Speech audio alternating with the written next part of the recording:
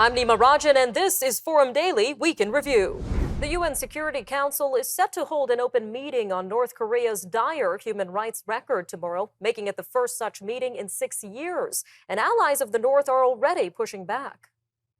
North Korea has denounced the U.S.-led plans as only aimed at achieving Washington's geopolitical ambitions. On Monday, China also denounced the upcoming meeting as something that will only intensify confrontation and antagonism. The United States holds the Security Council's presidency this month and has scheduled the meeting on human rights in North Korea for Thursday. Well, joining us now to discuss the issue of North Korea's human rights violations is Ms. Elizabeth Salmon, the United Nations Special Rapporteur on the situation of human rights in North Korea. She will be presenting her findings to the UN Security Council tomorrow. Ma'am, welcome to Forum Daily. Hi, thank you for having me. Thank you again for your time today, ma'am. Now, we know the UN has not had a human rights meeting on North Korea since 2017. So can you walk us through why it's taken so long for another meeting and what we can expect from it?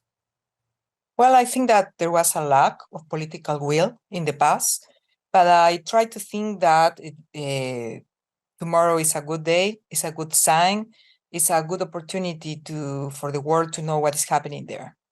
Definitely an opportunity, ma'am. Now, your recent report released this spring highlighted the abuses against women and girls in particular in North Korea, especially amid COVID-related restrictions. So what are some of the key takeaways from this report that you could share with our viewers today? Well, since January 2020, the country is in a total and prolonged isolation. The regime was very difficult there. The situation there was very difficult, but since the beginning of the pandemic, it is becoming worse and worse. So this prolonged situation of isolation concerns me a lot. You know, there is no United Nations presence in the DPRK, no diplomatic missions, no international cooperation. So we have the worst situation that we can imagine now. A really bad situation indeed, ma'am. Now, in addition to the abuses facing North Korean women and girls, what else can we expect from your presentation and discussion at tomorrow's UN Security Council meeting? Yes, you know, the situation of women and girls is particularly difficult because they have to do their housework, but also being the breadwinners and also take care of the whole situation. And on the other side, they don't have a full political participation or a voice to be listened by other members of the society, even the Workers' Party. So I think that their situation is particularly difficult. Women are detainees, women face violence against them, don't have sexual and reproductive rights. When they work in these informal markets, in Korean is jangmadang, the word, they face a lot of difficulties because of bribes, because of sexual violence, and because even today, the situation of these informal markets, they are closing because of this isolation situation. What I expect, sorry for this long response, what I expect for tomorrow is, as I said, an opportunity for the world to know that even if North Korea is always at the forefront because of the missiles, because of the ballistic program, because of the security issue, we cannot forget the situation of human rights in that country. From my viewpoint, security issues, peace, and human rights are the two sides of the same coin.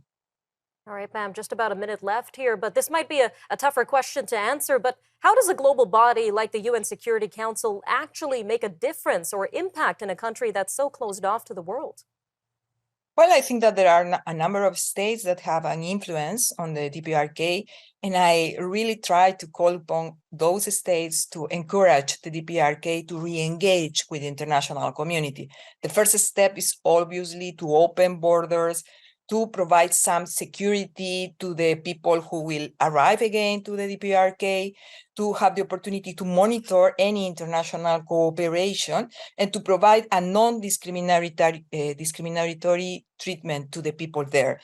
But also, I think it's very important to have some international monitor of the situation there in the DPRK, also to have some specific country visits from other United Nations mandate holders. I think that this could be some credible signs of a changement, of a better position to engage with the international community. That's what I expect. Well, we're definitely looking forward to following tomorrow's meeting. Ms. Salmon, thank you again for your time today. Thank you. All right, stay tuned. We'll be right back with another interview after a short break.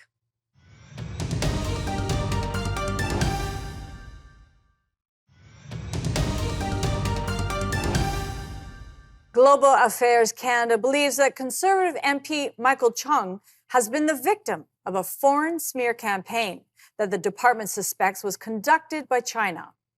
The department says a coordinated network of news accounts on the social media app WeChat posted a large volume of false or misleading narratives about Mr. Chung from May 4th to 13th. While it says the information didn't represent a direct threat to Mr. Chung or his family, it made false claims about his background, political stances, and relatives. The department says it's highly probable that the Chinese government ordered the postings, but this cannot be unequivocally proven. But it pledged to raise the issue with Chinese diplomats in Ottawa. Joining us now to discuss the coordinated effort on WeChat is Sam Cooper, founder and first journalist at the Bureau. Sam, thank you for joining us on Forum Daily. Thanks for having me.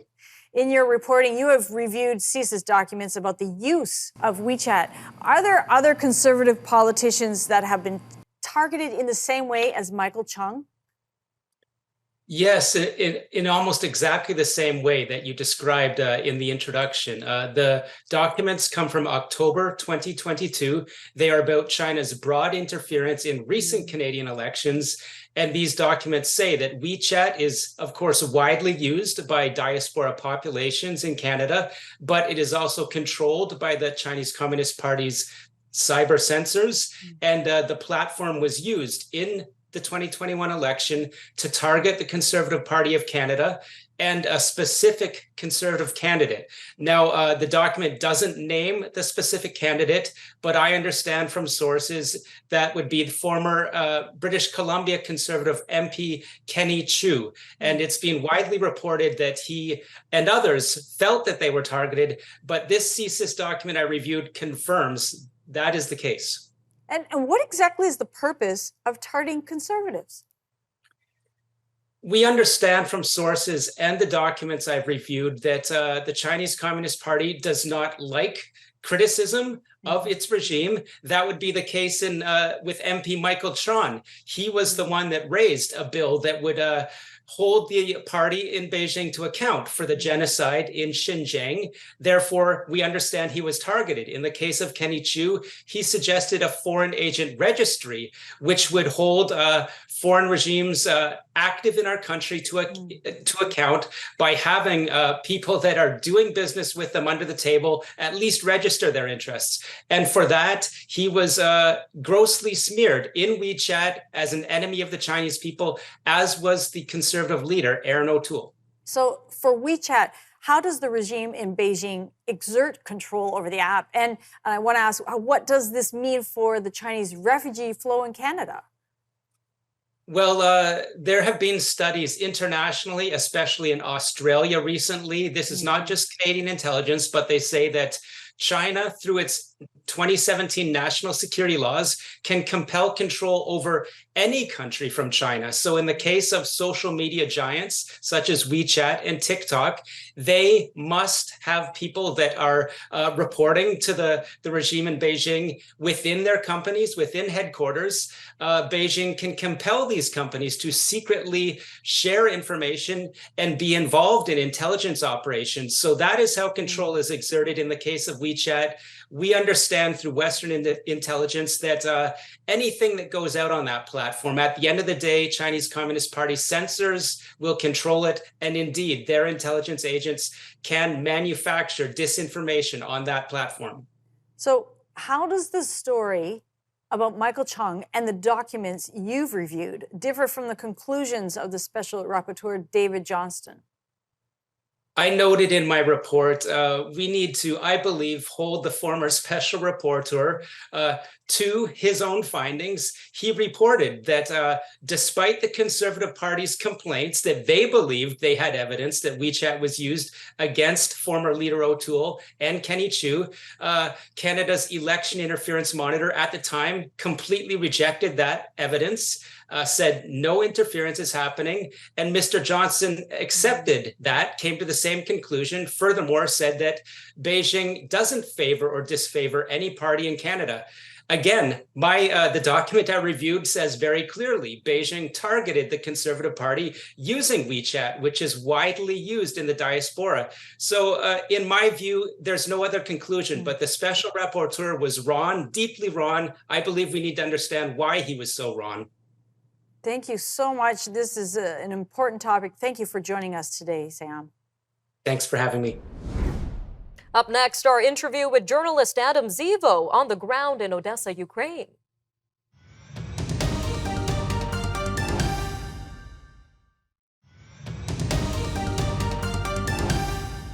As the war in Ukraine rages on, nearly 18 months since it first began, there seems to be no end in sight for the violence. This with Russia launching 3 waves of nighttime air attacks against the southern city of Odessa. The Ukrainian Air Force said on Monday that it intercepted all 15 incoming drones and missiles, and Odessa officials said falling debris from the interceptions damaged the dormitory of an educational facility in the city, a residential building, and a supermarket. The Kremlin's forces have pummeled Odessa in recently, aiming at facilities that transport Ukraine's crucial grain exports, and also wrecking cherished Ukrainian historical sites. Well, joining us now from Ukraine in Odessa is journalist Adam Zivo. Sir, welcome to Forum Daily. Thank you for having me. Now, we know you've spent quite a bit of time in Odessa, so how are the people in the city dealing with these constant attacks? What's the overall sentiment being felt there? Well, I mean, it sounds horrible to say this, but people are used to this by now. I mean, they've been dealing with drones and missile attacks for over a year, so it's just more of the same. I mean, obviously, when the cathedral was hit, that was very upsetting for people. No one was able to sleep for days because they were hearing air raid sirens every night and they were hearing explosions. But people find a way to still live their lives. And when you go through downtown Odessa, people are still shopping on the streets. They're still eating in cafes and restaurants. People are still going to the beach, primarily because after a year of war, you need that for your mental health. And you also need that to sustain the economy. Unfortunate, but understandable, Mr. Zivo. Now, we know the Russian military claims that they are not targeting civilians, but based on what you've seen on the ground, is this accurate? Absolutely not. I mean, the cathedral that was hit recently was in no way near anything that had anything of military value. It was just beside a large park where children would play and old men would play chess. It was in the center of the historical downtown where nothing of any military value is located. So the idea that there could be anything that would be a legitimate target in the area is ridiculous. Across Ukraine, we've become very used to Russia targeting civilians and then claiming ridiculously that they're not doing so. But we all know that this is happening. I've seen countless residential buildings that have been hit. It's appalling. Appalling indeed, Mr. Zivo. Now, we know that Odessa is a vital export area for grain, and Russia has been targeting Odessa since the cancellation of the Black Sea Grain Initiative. But are there any other reasons why the Russian military continues to bomb the city? It's an act of psychological terrorism, right? I mean, Odessa is considered to be a very important city in the Russian imagination, and it was considered to be one of the jewels for this invasion. The idea that Russia would be able to finally retake control over Odessa. Odessa has not been captured, and Odessans have turned decisively away from Russia. You know, about 15 years ago, the city was quite pro-Russian, but that's no longer the case. And it seems that the Kremlin has responded to this by acting like a jilted and jealous ex-lover who says that if I can't have you, no one can. Hence the attacks on the city's heritage. And on that note, why do you think Russia seems to be bombing these historical sites in particular? Does this play maybe into a larger strategy in this invasion? I mean, once again, because Russia hasn't been able to make substantial gains in terms of territory, what it's resorted to is just psychological terrorism. We saw that throughout the winter with the attacks on the electrical infrastructure. You know, I was in Odessa about the entire time. We only had electricity for about 9 hours a day in 3 hour spurts, right? And there was no real purpose to that aside from making life as uncomfortable for civilians as possible.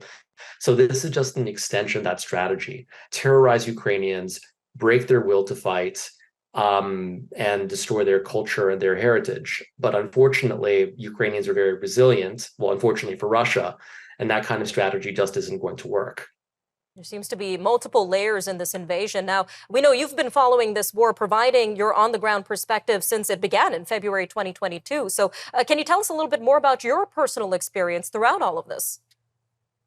Well, I initially came to report on the war, and then idiotically, I fell in love with the Ukrainian in Odessa, hence why I've been living here for the past year. It's been very challenging. You know, spending 3 months of the winter without electricity certainly has some inconveniences. And I found that personally at this point, I've gotten used to a lot of the things that happen here, much in the same way that the Ukrainians do, or rather have. You know, at this point, air raid sirens or missiles are not a thing that I particularly flinch at, which sounds astonishing. But when you're here, it's just how life is. It's the new normal here, unfortunately. It's just how life is. All right, Mr. Zivo, we really appreciate all your hard work and are looking forward to following your reporting. Thank you again for your time today. Thanks for having me. All right, coming up, a look at the latest inflation numbers and what they mean for Canadians. We'll have our interview with Dr. Moshe Lander from Concordia University up next.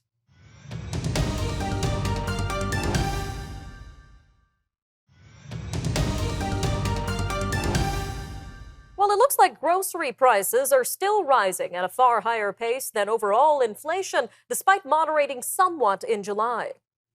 The price of groceries grew 8.5% in July compared to last year. That's down from a 9.1% annualized gain in June, as prices for fresh fruit and bakery products rose at a slower pace.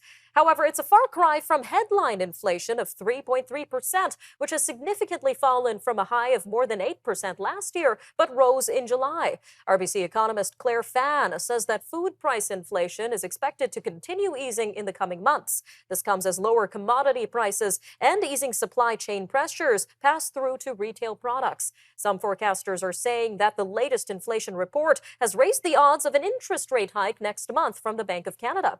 Well, joining us now to unpack all of this is Dr. Moshe Lander, economist and professor at Concordia University. Dr. Lander, welcome back to Forum Daily.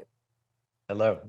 So why has overall inflation increased while food prices have fallen somewhat? What is driving up overall inflation, sir?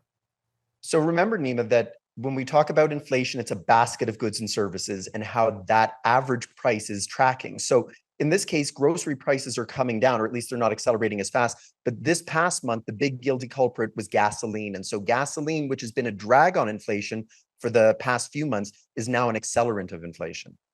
And as you say, mortgage interest costs and gasoline are having a major impact on inflation. Now, we know why mortgages are higher, but what is driving up the cost of gas?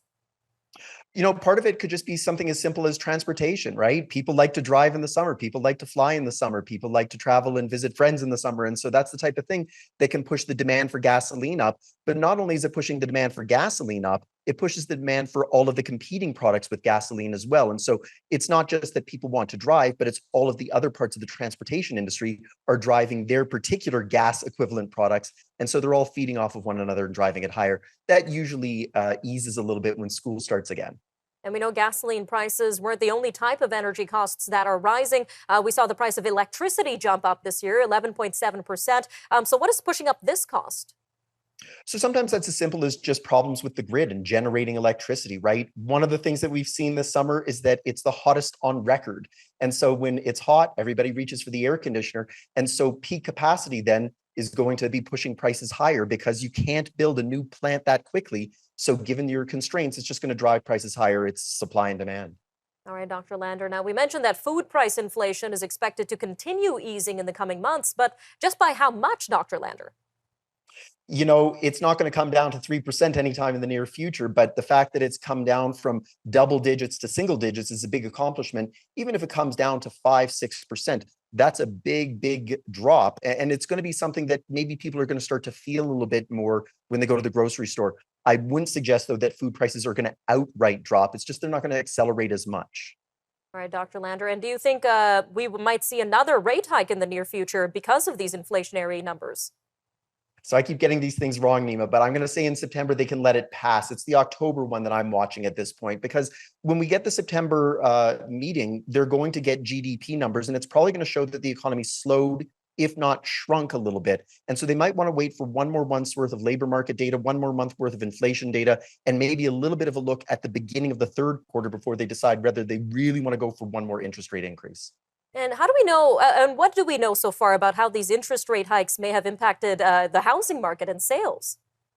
You know, some people are saying that the housing market is slowing, but the reality is that supply is not keeping pace with demand. So no matter how much people think that prices are going to fall, at some point they are going to turn around and start to rise rapidly. Some markets are already reporting that prices are back on the rebound. So I don't know that this is really going to take some of the stuffing out of housing and making it affordable for all.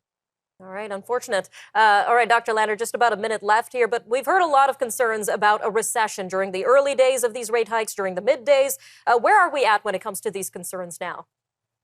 You know, I always believe that recessions are something that's intensely personal. Whether it meets the technical definition of declining GDP or not is really not the issue to me. It's an issue of, do you have a job? Do your friends have a job? Does your family have a job? If everybody around you has a job, I could come on here and tell you that we're in a recession and you'd say, I don't believe it. And if you don't have a job and your friends don't have a job and your family don't have a job, and I say that the economy is doing beautifully, you would say, I don't believe it. So it really is something that's intensely personal. And so it's just take a look around you and how do you feel? If psychologically you feel like it's a recession, then it's a recession. Don't worry what the data says. All right, Dr. Lander, always great having you on Forum Daily. Thank you again for your time. Anytime. All right, I'm Nima Rajan, and that'll do it for your look at important conversations from this past week. Remember, for more news on demand, you could always visit our website, thenewsforum.ca, and follow us on X and TikTok for updates. All right, you can also watch all our programming on the News Forum YouTube channel as well. Thanks again for joining us today on Forum Daily Week in Review, and we'll see you next time.